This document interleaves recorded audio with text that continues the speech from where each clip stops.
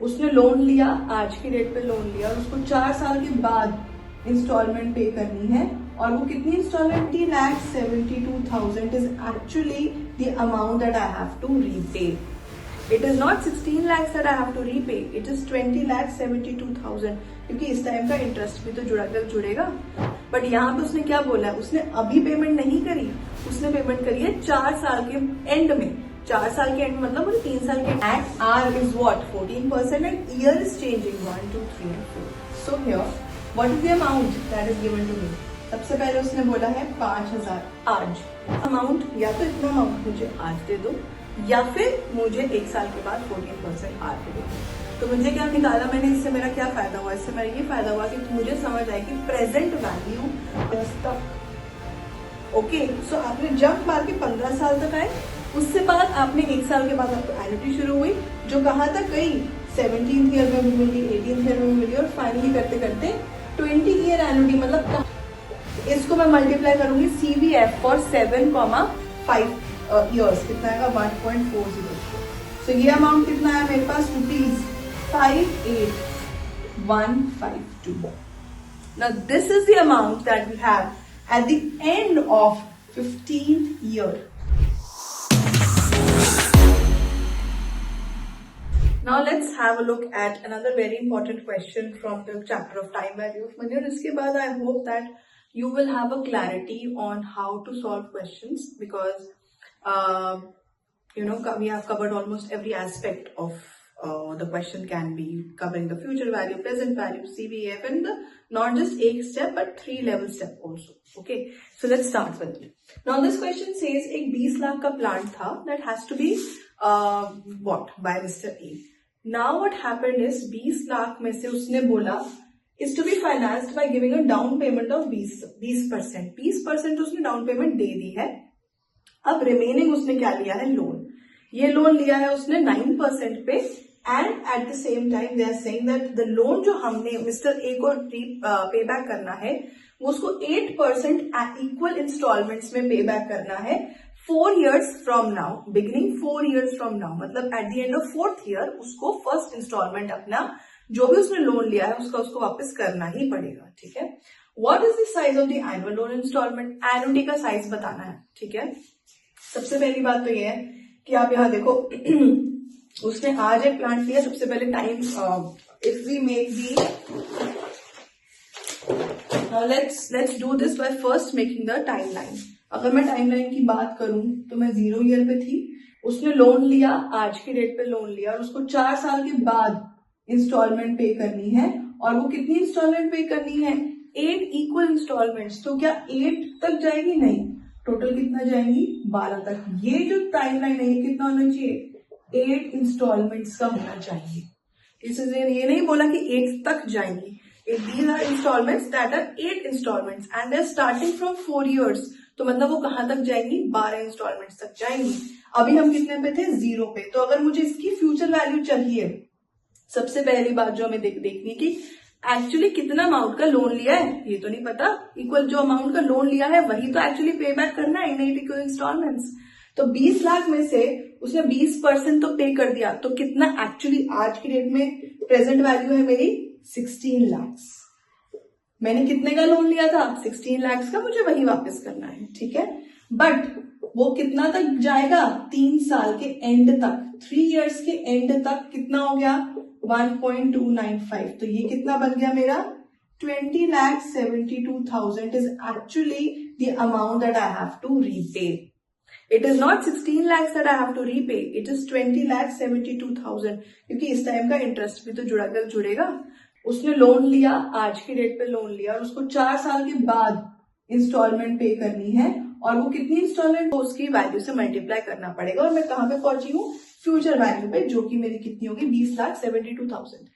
This is the present value. अब हम किस ईयर पे हैं, 3rd ईयर के एंड पे और 4th ईयर से मेरी इंस्टॉलमेंट्स अगर शुरू होनी है तो प्रेजेंट वैल्यू मेरी कितनी है 20,72,000. कितना एनुअली पे करना है, क्वेश्चन मार्क. यही तो सवाल है, कितना एनुअली पे करना है. इनटू PVAF ये कितना दे रखा है 5.535. So the annuity amount that I have to calculate is 20,72,000 divided by 5.532. So this is coming out to be 3,74,345. ये मेरा अमाउंट एक्चुअली बन रहा है. हर साल 8 साल तक अगर मैं 3,74,345 रुपीज देती रहूंगी बैंक को, तो मैं after 8 years I will be able to pay back 20,72,000. 16 lakh का यहाँ पे क्यों काम नहीं है? क्योंकि अगर हमने आज लोन लिया होता, ठीक है, 16 लाख का, और हमने इस साल के एंड से ही पेमेंट करनी शुरू कर दी होती है, तो मुझे यहाँ पे मल्टीप्लाई करने का कोई पॉइंट नहीं था ना. मुझे फ्यूचर वैल्यू ढूंढना चाहिए 3 साल के एंड में. उसने अगर बोला होता, for example what I am trying to tell you is, अगर उसने बोला होता that the question is saying that we have taken a loan और मैं 1 साल के बाद ही उसको रीपेमेंट शुरू कर दूंगी, उस सिनेरियो में मेरी प्रेजेंट वैल्यू कितनी है? 16 लाख रुपए, और मैं उसको सीवीएफ से मल्टीप्लाई करूंगी, मेरे पास आंसर आ जाएगा. बट यहाँ पे उसने क्या बोला है? उसने अभी पेमेंट नहीं करी, उसने पेमेंट करी है 4 साल के एंड में. 4 साल के एंड मतलब मुझे 3 साल के एंड तक तो जंप करवाना पड़ेगा, तो मैं 3 साल के एंड तक तो जंप करवाऊंगी. जंप का मतलब annuity? No, it means CVF और पीवीएफ. तो मैंने जंप करवाया, जंप करवाने के बाद मेरे 8 साल की एनुटी शुरू, तभी मैंने यहाँ पे पीवीएफ लगाया, क्योंकि मेरे प्रेजेंट वैल्यू क्या थी? 20,72,000 आज की डेट में है ये, और मेरे को एनुअल इंस्टॉलमेंट्स बताने की, मुझे अगर इसी पैसे को वापस करना तो मुझे एनुअली कितना चाहिए? मुझे एनुअली 3,74,345 रुपीज पे करने हैं हर साल for 8 years to actually make accumulate an amount of 20,72,000. Okay, so this is also a good question where we have 2 steps, 2 stages, stage 1 and stage 2. So question usually comes in stages only, which is a long question. तो वो stage वाला ही आता है, पर आपको question की language से समझना होगा कि वो कहना क्या चाह रहा है. Okay, so that was all about from the concept of time value of money. So now we will move forward to capital structure theories in the coming videos.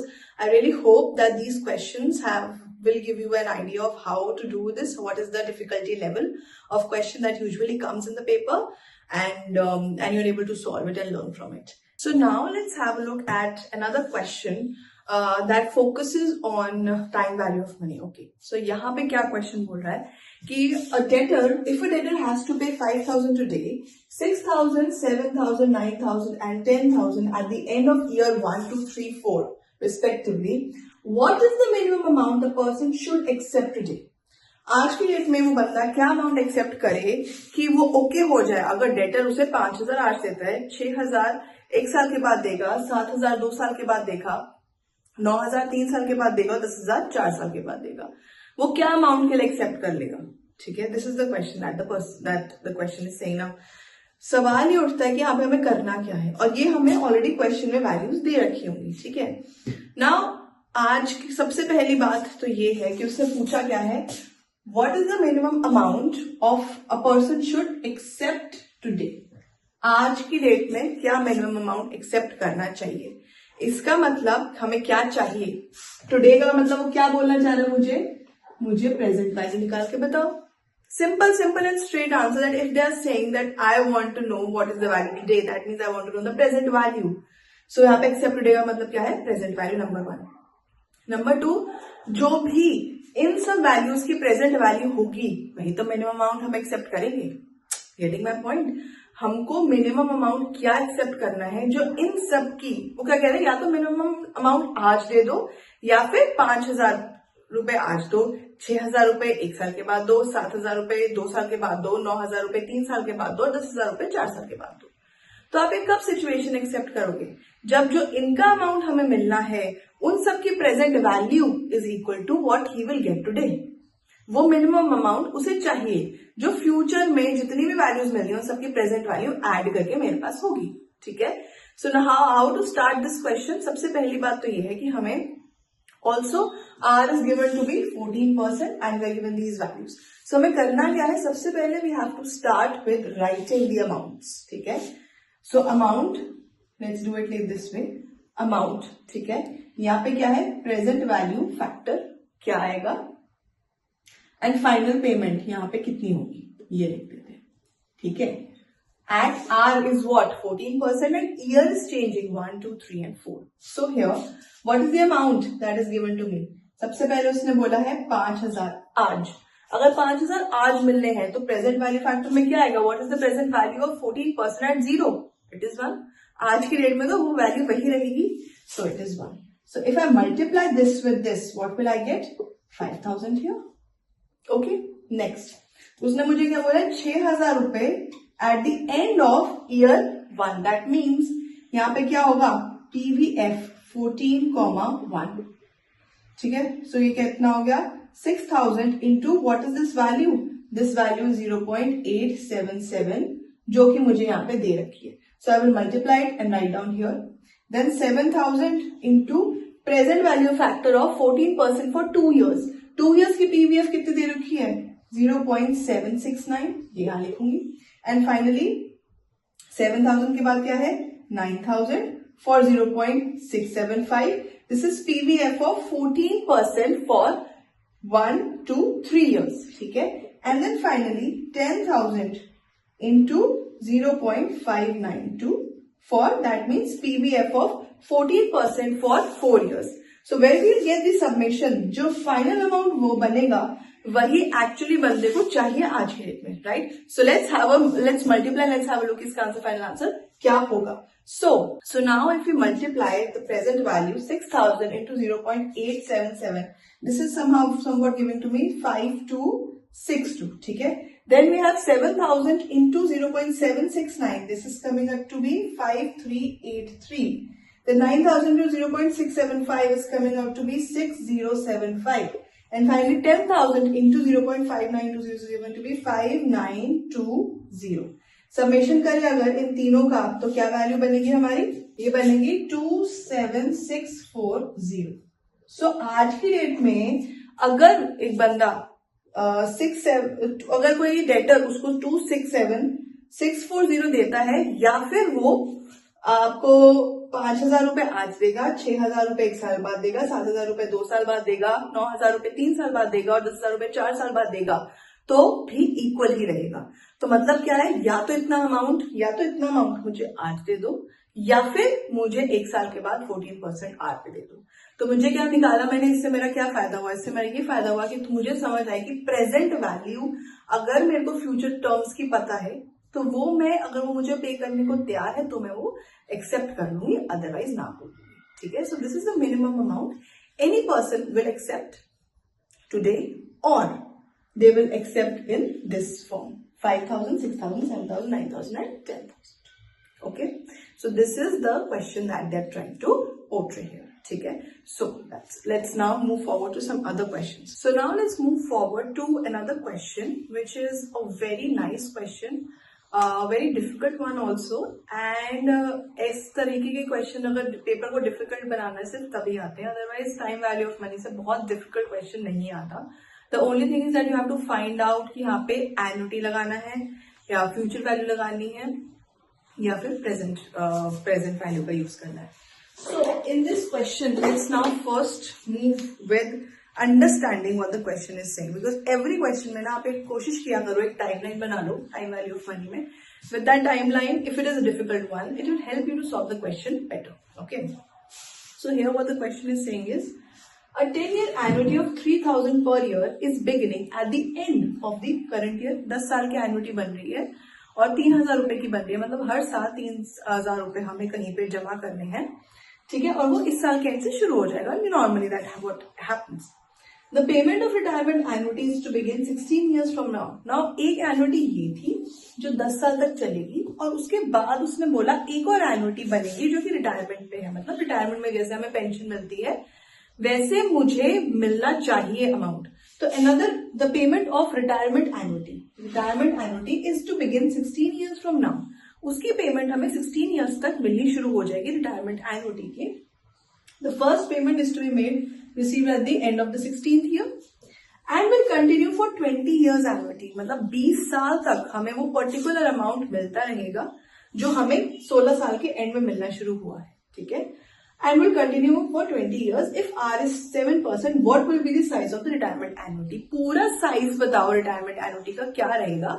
Size of retirement annuity मतलब कितना pension हमें आएगा अगर हमें ये situation है. ठीक है. तो सबसे पहले हमने क्या समझा अब ये क्वेश्चन ना 3 लेवल्स में हो रहा है। सबसे पहली बात क्या है, उसने बोला है कि मैंने एनुटी स्टार्ट की है 3,000 रुपए की पर ईयर, तो 3,000 रुपए हर साल में 3,000 रुपए ऐड करती रहूंगी एक एनुटी में हर साल, ठीक है। 10 साल तक मैंने ये किया। उसके बाद उसने मुझे बोला 16 इयर्स के एंड पे मैं रिटायरमेंट एनुटी शुरू करनी है, ठीक है। उसका मुझे अमाउंट बता दो, ये सवाल है। यहां तक तो एनुटी नॉर्मल चल रहा था। उसके बाद क्या हुआ, 10 साल के बाद एनुटी नहीं है, 10 साल के बाद मैंने जंप मारा सीधा 16th ईयर के एंड पे, जब मुझे रिटायरमेंट एनुटी मिलना शुरू हो गया। इसका मतलब क्या है, जंप मार के मैं यहाँ पे एंड पे आई, तो और मिलती एनुटी कब है, दी एंड ही होता है। तो इसका मतलब जंप आपने कहां तक मारा, 15 इयर्स तक। ओके, सो आपने जंप मार के 15 साल तक आए। उसके बाद आपने 1 साल के बाद आपको एनुटी शुरू हुई, जो कहां तक गई, 17th ईयर में भी मिली, 18th ईयर में भी मिली, और फाइनली करते करते 20 ईयर एनुटी, मतलब कहां तक, किस साल तक गई, 36th ईयर तक गई, ठीक है। सो सबसे पहली बात है, we need to find out कि यहाँ पे अमाउंट कितना होगा, तभी तो जंप कराएंगे। तो उसके लिए हमारा क्या फॉर्मूला है, future value is equal to annuity into CVAF। Why, सबसे पहली बात आपको ये जानना जरूरी है कि यहाँ पे फ्यूचर वैल्यू निकालनी है, प्रेजेंट वैल्यू निकालनी है। उसने साफ साफ ये बोला है एनुटी का अमाउंट, ठीक है। And the future, have they ever in the question said today, नहीं, पिछले सवाल में था, there was a question that said what will be the value today, so we are not asked anywhere today, what we are given is कि हमको future में बताओ क्या होगा। तो मतलब यहाँ पे क्या लगेगा, फ्यूचर वैल्यू, तो ये CVF तो लगेगा, बट साथ में क्या बोला उसने, एनुटी, तो CVAF लगेगा फॉर 7% कॉमा 10 ईयर्स। तो मतलब यहाँ पे कितना हो गया, 3000 इंटू CVAF फॉर कितना दे रखा है मुझे, क्वेश्चन में दे रखा है 13.816। So this amount is coming out to be 41448 rupees. इसका मतलब 15 साल के एंड तक जब मैंने जंप कराया, तो 15 साल के एंड में मेरे पास कितना होना चाहिए, 41448 रुपीज, ठीक है। अब इसको हम जंप कराएंगे, पर ये 10 ईयर के एंड में कितना होना चाहिए मेरे पास, 41448। अभी मैं 10 ईयर के एंड पे आई हूं, अभी मैंने जंप कराया नहीं है। अब मुझे अगर उससे करवाना है, तो मतलब ये क्या है मेरी, future value is equal to present value into CVF for 7,6 years और 5 ईयर्स। सबसे बड़ा जो सवाल यहाँ पे कंफ्यूजन का आता है, that they want to do it for 6 years और 5 ईयर्स। सी, अंडरस्टैंड दिस, यहाँ पे उसने क्या बोला है, eight the end of 16 years से मेरी एनुटी शुरू हो रही है। इसका मतलब कब जंप करवा दिया, 15 साल के एंड तक। 15 साल के एंड तक जंप करवाया, तभी तो 16th ईयर के एंड में मिला, राइट। तो 16th ईयर का एंड का पूरा वाला जो 16th ईयर पूरा था, वो कैलकुलेशन का पार्ट है, it is not part of जो जंपिंग प्रोसेस। जंप हमने कब से कब तक किया, 10 से हम सीधा 15 पे जंप करके आए हैं, और 15 के एंड तक हम जंप करके आए हैं, इसलिए यहाँ पे क्या होगा, 7,10। Now what I want to know is the future value. Now I'm jumping it. Present value मेरी कितनी है, 10 साल के एंड पे मेरे पास कितना अमाउंट था, 41448। इसको मैं मल्टीप्लाई करूंगी CVF फॉर 7,5 ईयर्स, कितना आएगा, 1.403। सो ये अमाउंट कितना है मेरे पास, ₹58152। Now this is the amount that we have at the end of 15th year. ये एंड ऑफ 15th ईयर है। अब हमारा इस अमाउंट के बाद ये हमारा टोटल फंड है, जो हमें 36 ईयर्स तक मिलेगा। तो वो क्वेश्चन क्या पूछ रहा है कि जो what will be the size of the annuity जो रिटायरमेंट पे हमें मिलेगी। तो हमारे पास टोटल अमाउंट तो कितना मिलेगा, 58512, पर एनुटी कितना बनेगा वो कैसे पता चलेगा, हमारे पास प्रेजेंट। अब यहाँ पे मेरे को क्या लगाया मैंने, प्रेजेंट वैल्यू। क्यों भाई, अब ये कहां से आ गया, फ्यूचर वैल्यू क्यों नहीं है, क्योंकि अभी हम 15th ईयर पे हैं, हम यहीं पे हैं, हमें आगे नहीं जाना, ठीक है। हम 15th ईयर पे रहेंगे, और 16th ईयर के स्टार्ट एंड से मेरे को एनुटी अमाउंट मिलना शुरू हो जाएगा। तो मैं इस समय, पहले मैं 10 पे थी, फिर जंप करके मैं 15th के एंड पे, और अब मैं यहीं पर हूँ। तो मैं प्रेजेंट की वैल्यू बताना चाहती हूँ, बट मेरे को एनुटी कितना मिल रहा है, मुझे वो सवाल है।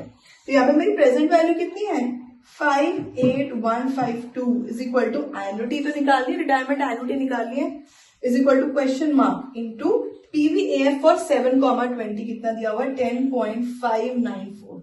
Now if you divide 58152 by 10.594, you will get an annuity amount of 5489 54891 rupees, मतलब हर साल 5489.1 रुपीज मिलेंगे for the next 20 years to this person, 16 साल, 17 साल, 18 साल, ताकि एंड में अमाउंट कितना बनेगा मेरा 58152. Okay, now this is a question that has taken 3 steps. सबसे पहले उसने, लेट्स गो थ्रू अगेन. सबसे पहले उसने क्या बोला, मैं हर साल 3000 रुपए डालूंगा for how many years, for 10 years, and then after 10 years मेरे को उसके बाद कुछ नहीं, उसके बाद 16 साल के बाद से मुझे रिटायरमेंट एनुइटी शुरू होनी है. ठीक है, सबसे पहले मैं बना के बताऊं मुझे 10 साल में कितना अमाउंट बना. 10 साल में कैसे अमाउंट पता चलेगा, फ्यूचर वैल्यू से, right. So future value is equal to annuity amount into CVAF. ठीक है, उसके बाद मैं 10 साल पे आ गई थी, मेरे पास अमाउंट आ गया. अब 10 साल के बाद अमाउंट में कुछ क्या हो रहा है, वो अमाउंट वैसे का वैसा ही पड़ा हुआ है, बट मेरे को कहाँ जम करना है, 10 से लेके and of the 15th year. ठीक है, पर रिटर्न कितने पे जा रहा है, 7% पे, वो तो जा ही रहा है. So what will you get, future value is equal to present value to CVF for 7,5. Then you have to multiply. कितना आया मेरा 58512. 15th ईयर के एंड में मेरे पास कितना होना चाहिए 58152. उसके बाद एवरी ईयर कितना अमाउंट रिटायरमेंट में मुझे पेंशन के तौर पे मिले, मान लो फॉर 20 ईयर्स, ताकि टोटल अमाउंट मेरा कितना बने ये. तो मैंने क्या निकाला, present value is equal to question mark, annuity amount ही तो मैंने निकालना into the present value factor which is 10.594. तो मेरा हर महीने, हर साल मुझे कितना मिलेगा 5489.1 rupees to actually make a accumulation of 58152. And initially मैंने कितना डाली थी for 10 years 3000 rupees only. But this will go till what 36 years, क्योंकि ये मेरा यहां से लेकर यहां तक मेरा टाइम स्पेन कितना है 20 ईयर्स का मेरा टाइम स्पेन है. ठीक है, they are not say till the 20th year, no, they are saying till 20 years. Annuity is going for 20 years. They are not saying annuity is stopping till 20. They are saying it is going for 20 years. For 20 is मतलब 16 plus 20 मतलब 36 years तक ये आगे annuity चलने वाली है. For मतलब उतना साल और ऐड करो. Till मतलब 20 साल तक. So you need to understand the difference and the language. What is the language of the question? What they are trying to say. Okay.